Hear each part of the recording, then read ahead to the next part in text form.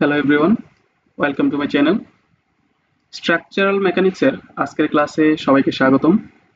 তোমাদের সাথে আমি আছি Palash Chandra Pal, BSc in civil engineering, DUET, Gazipur. আমরা আজকে দুইটি অঙ্ক দেখব। এটা আমাদের প্রথম অঙ্ক এবং এটা হচ্ছে আমাদের দ্বিতীয় অঙ্ক। অঙ্কটা খুবই ছোট এবং সহজ, তবুও আসলে বোঝার তো অনেক কিছুই থাকে। তো চলো বেশি কথা না বলে আমরা আজকের অঙ্কটা শুরু করি। আমাদের অঙ্কতে আজকে বলা আছে 100 কিলোনিউটন ওজনের একটি ঘর্ষণবিহীন গোলক চিত্রে প্রদর্শিত দুইটি তলের উপর বসানো আছে। তার মানে এই যে এটা হচ্ছে আমাদের গোলক, এই গোলকটা আমাদের দুইটি তলের উপর বসানো আছে। এই হচ্ছে আমাদের একটা তল এবং এই হচ্ছে আমাদের আরেকটা তল, আর এই গোলকটির ওজন দেওয়া আছে 100 কিলোনিউটন। এই অবস্থায় এ ও বি বিন্দুর প্রতিক্রিয়া বলের মান বের করতে হবে। তাহলে এই তলের যে গোলকের সাথে এই তলের যে স্পর্শতল তাকে আমরা আইডেন্টিফাই করা হয়েছে এখানে এ দ্বারা, আর এই তলের সাথে এই গোলকের যে স্পর্শ বিন্দু, এই স্পর্শ বিন্দুটাকে বলা হচ্ছে বি দ্বারা আইডেন্টিফাই করা হচ্ছে। আমাদের বের করতে হবে এ এবং বি কি পরিমাণ রিয়েকশন দিচ্ছে বা প্রতিক্রিয়া দিচ্ছে তার মান। এই অঙ্কটা কিন্তু দেখো ডুয়েট এডমিশনের 2016-17 এই এডমিশন টেস্টের সময় কিন্তু এই অঙ্কটা এসেছিল। তোমরা অঙ্কটা দেখলেই বুঝতে পারবে যে আসলে অঙ্কটা কত সহজ। তাহলে আমাদের এই অঙ্কটা সলিউশনের জন্য প্রথমে আমাদের কি করতে হবে, যেটা করতে হবে সেটা হচ্ছে আমাদেরকে ফ্রি বডি ডায়াগ্রাম অঙ্কন করতে হবে। তো চলো আমরা ফ্রি বডি ডায়াগ্রামটা অঙ্কন করি।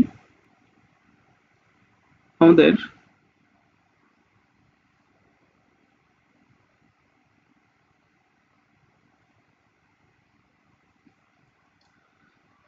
এইখানে দেখো, যদি আমি এইখানটাতে এটা ফ্রি বডি ডায়াগ্রাম অঙ্কন করার জন্য একটু কালারটা চেঞ্জ করে নিলে মনে হয় ভালো হবে। কালারটা চেঞ্জ করে নিচ্ছি। এইখানে যদি আমি আমার হরিজন্টাল লাইনটা টানি আর এইখানে হচ্ছে আমার ভার্টিক্যাল লাইনটা টানি, তাহলে দেখো এই ভার্টিক্যাল লাইন বরাবর কিন্তু আমার 100 নিউটন বল কাজ করতেছে। তাহলে এই বরাবর হচ্ছে আমার 100 কিলো নিউটন। আর এইখানে দেখো এই 40 ডিগ্রি কোণে যে তলটা আমার আছে এই বিন্দুতে স্পর্শ করা, সে যদি আমাকে রিয়েকশন দিতে চায়, আমরা জানি যে রিয়েকশন সবসময় হবে তলের পারপেন্ডিকুলার। তল যে বরাবর থাকবে তলের পারপেন্ডিকুলার হবে আমার রিয়েকশন। তাহলে এই বিন্দুর যে রিয়েকশনটা সেটা এইভাবেই আসবে আর এ বরাবর। তার মানে আমরা বুঝতে পারতেছি এই যে রিয়েকশনটা আর এ সেটা আমাদের এই বরাবর যাবে। ঠিক আছে, এটা যাবে আমাদের কোন বরাবর, এই বরাবর আসবে। এটার নাম হচ্ছে আমাদের আর এ। এখন বিষয় হচ্ছে আমাদের আর এ যে রিয়েকশনটা সেই রিয়েকশনটা আমাদের কার সাথে, হরিজন্টালের সাথে অথবা ভার্টিক্যালের সাথে কত ডিগ্রি কোণ করে থাকবে। একটু খেয়াল করো, এই যে 40 ডিগ্রি কোণটা আছে এবং এটা যেহেতু এটার সাথে পারপেন্ডিকুলার, তাহলে একটু আমরা যদি খেয়াল করি এই 40 ডিগ্রি যেহেতু এই বরাবর এইখানে আছে, এই 40 ডিগ্রি যদি এইভাবে না থাকে, ধরো এটা যদি তল বরাবর, এই তলটা যদি এই তলের সমান্তরালে থাকতো, যদি এরকম থাকতো, তাহলে আমাদের এর পারপেন্ডিকুলার অর্থাৎ রিয়েকশনটা কিন্তু এই রকম হতো, উপরে আসতো। কিন্তু যদি তলটা এখন এইখানে না থেকে একটু উপরে উপরে চলে আসে, দেখো এখন আমি ধরলাম আমার হরিজন্টাল যে তলটা ছিল, আমি একটু দুইটা তলকে দুই কালার দ্বারা একটু প্রকাশ করি, এটা বোঝার সুবিধার্থে করতেছি।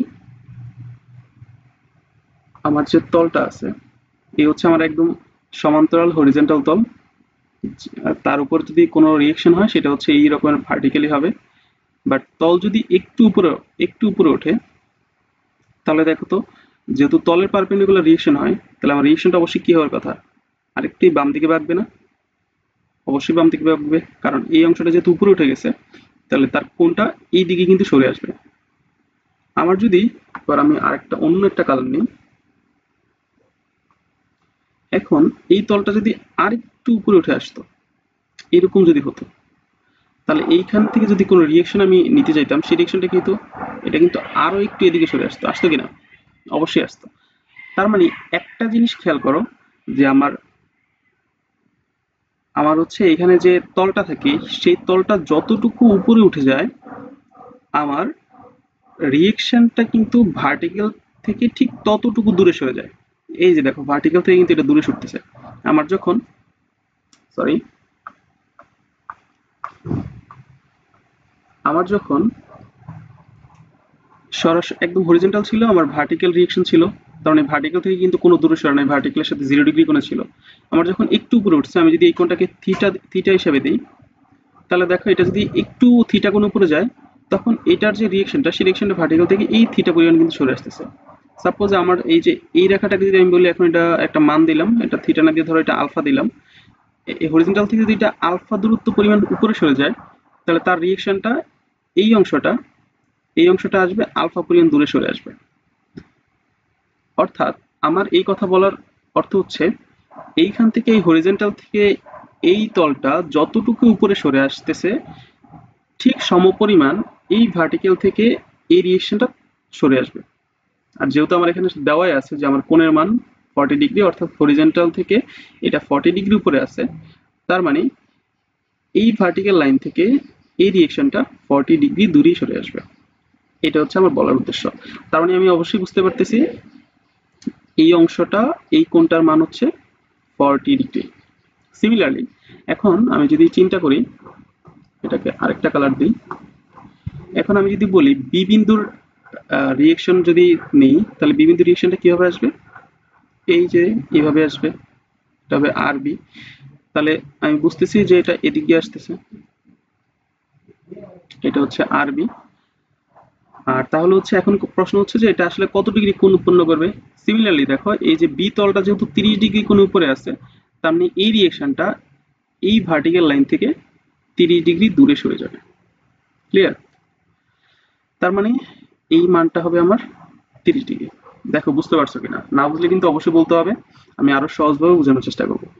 তাহলে দেখো আমার এইখানে যে বলগুলো কাজ করে তিনটা ফোর্স, এই তিনটা ফোর্স কিন্তু আমি পেয়ে গেছি, আর কিন্তু এক্সট্রা কোনো ফোর্স নেই।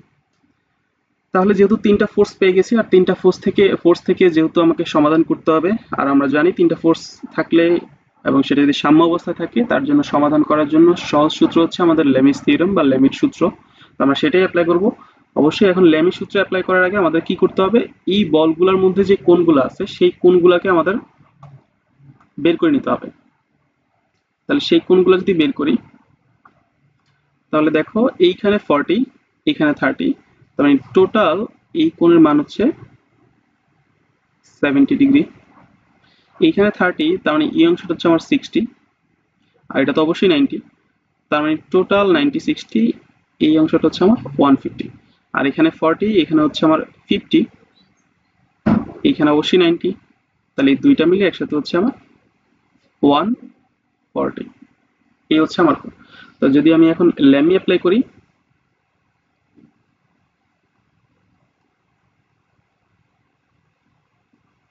লেমির সূত্র অনুযায়ী কি লিখতে পারি, reaction of A divided by sine 150 is equal reaction of B divided by sin 140 and is equal to 100 divided by sin 70। তাহলে আমি এখন যে কোনো দুটো ইকুয়েশন নিয়ে সহজেই রিয়েকশন অফ এ এবং রিয়েকশন অফ বি এর মান বের করতে পারি। এখান থেকে যদি আমরা এই দুইটা ইকুয়েশনকে কাজে লাগাই তাহলে আমরা পাচ্ছি reaction of A divided by sin 150 is equal 100 divided by sin 70। এখান থেকে রিয়েকশন অফ এ হবে 100 into sin 150 divided by sin 70। Calculation করলে আমাদের মান আসবে, আসতেছে 53.21 কিলোনিউটন। 53.21 কিলোনিউটন। এই হচ্ছে আমাদের এ বিন্দুর রিয়েকশন বা প্রতিক্রিয়া বল, প্রথম অ্যান্সার। দ্বিতীয়ত আমাদের আর বি এর রিয়েকশন বের করতে হবে, তাহলে আমরা এই দুইটা ইকুয়েশন কাজে লাগিয়ে সেটা করতে পারি। তাহলে এখান থেকে আমরা পাচ্ছি reaction of B divided by sin 140 is equal 100 divided by sin 70 এখান থেকে আরবি ইজ ইকুয়াল টু হচ্ছে 100 into sine 140 divided by sine 70। Calculation করলে এখান থেকে আমাদের আরবি আসতেছে 68.40 কিলোনিউটন। এই হচ্ছে আমাদের রিঅ্যাকশন অফ বি এর মান। আশা করছি তোমরা বিষয়গুলো খুব সহজে সুন্দরভাবে বুঝতে পারছো। যদি অসুবিধা থাকে অবশ্যই আমাদেরকে কমেন্ট করে জানাতে ভুলবে না। তাহলে এটা যদি শেষ হয়, চলো আমরা পরের অঙ্কতে যাই। আমাদের এই অঙ্কতে আমাদের একটা হচ্ছে পুলি সিস্টেম দেওয়া আছে এবং বলা আছে এখানে যদি W is equal to 800 pound হয় তাহলে আমাদের এফ এর মানটা বের করতে হবে। আর এখানে বলে রাখা ভালো যে আমাদের এখানে এফ এর মানটা হবে কি, দেখো আচ্ছা পুলির বিষয়টা আগে একটু বলি যে পুলির বিষয়গুলোতে যে আরেকটা জিনিস একটু বলা আছে, দেখো চিত্রে বল ব্যবস্থায় কোনো ঘর্ষণ বল নেই, অর্থাৎ কোনো ফ্রিকশন বা ঘর্ষণ কিন্তু এখানে নেই। যদি ফ্রিকশন থাকতো তাহলে কিন্তু পুলের এই সারফেস গুলাতে, এইটা যেহেতু পুলে হয়ে কাজ করতেছে, এই পুলের এই সারফেস গুলাতে যদি ফ্রিকশন থাকতো এখানে কিন্তু সেটা বলের উপর একটা ইফেক্ট পড়তো। বাট আমাদের যেহেতু এখানে কোনো ঘর্ষণ বল নেই তাহলে এই পুলের এই সারফেস আমাদের এখানে ফোর্সের উপরে কোনো ইফেক্ট ফেলবে না, সেজন্য আমরা এটাকে নেগলেক্ট করতে পারি। আর পুলি ব্যবস্থাটা বোঝার জন্য তোমরা বাস্তবিক কিছু উদাহরণ দেখতে পারো। যদি সহজভাবে উদাহরণ দিতে চাই তাহলে হচ্ছে তোমরা যদি কেউ জিমে গিয়ে থাকো তাহলে জিমে গেলে সেখানে কিন্তু দেখবা যে এরকম পুলি টাইপের কিছু জিনিস কিন্তু সরঞ্জাম কিন্তু এখানে আছে। তো চলো আমরা এই উদাহরণটা সলভ করার চেষ্টা করি। আর এখানে যে জিনিসটা বলতে চাইছিলাম সেটা হচ্ছে এই পুলির এই সিস্টেমগুলোতে এইখানে দেখো আমার এই পুলির কিন্তু দুইটা পার্শ্ব, এখানে একটা পাশ এবং এই একটা পাশ।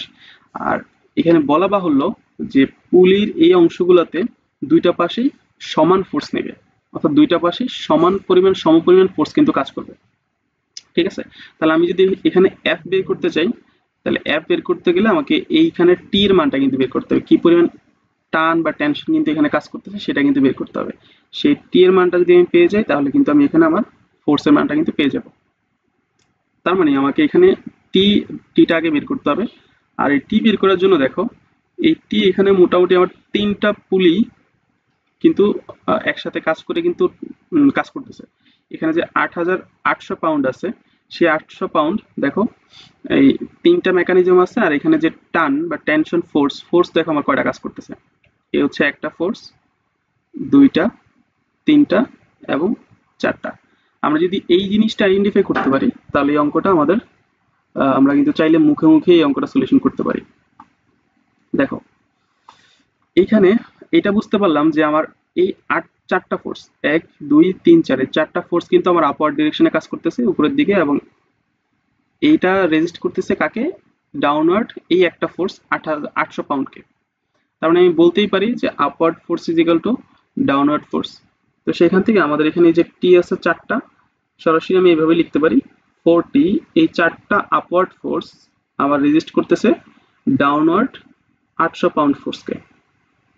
তাহলে দেখো সহজেই পেয়ে যাচ্ছি যে T is equal to 800 divided by 4 মানে হচ্ছে 200 পাউন্ড। দেখো খুব সহজেই কিন্তু আমি বুঝতে পারলাম যে এখানে টি এর মান হচ্ছে কত, 200 পাউন্ড এই সম্পূর্ণ মেকানিজমটাকে সাথে নিয়ে। বাট এখন যদি আমি আলাদা করে এই অংশটাকে নিয়ে চিন্তা করি, এখন আলাদা করে যদি আমি শুধুমাত্র এই অংশটাকে চিন্তা করি তাহলে দেখো এখানে শুধুমাত্র দুইটাই ফোর্স কিন্তু আমার এই কাজ করতেছে, এবং এইটা এই পাশে যে পরিমাণ একটা ফোর্স এই পাশে একটা ফোর্স কাজ করতেছে। তাহলে টি যদি এখানে 200 হয় তাহলে এই অংশটা অবশ্যই 200 তাকে রেজিস্ট করতে হবে, আর এটা যদি 200 হয় সেটাই হচ্ছে এফ এর সমান। অর্থাৎ আমি এখান থেকে বলতে পারি এফ ইজ ইকুয়াল টু টি। আর যেহেতু আমার টি এর মান 200 পাউন্ড তাহলে এফ এর মানও 200 পাউন্ড। এই হচ্ছে আমার অ্যান্সার। তো আজকে এই পর্যন্তই। পরবর্তী ক্লাস নিয়ে আসার আগ পর্যন্ত সবাই ভালো থেকো, সুস্থ থেকো, আর অঙ্কগুলো হচ্ছে নিয়মিত করার চেষ্টা করো। তোমার বন্ধুদের মাঝে শেয়ার করে দাও যাতে তারাও এই অঙ্কগুলো দেখতে পারে। সেই পর্যন্ত ভালো থাকো সবাই, ধন্যবাদ সবাইকে।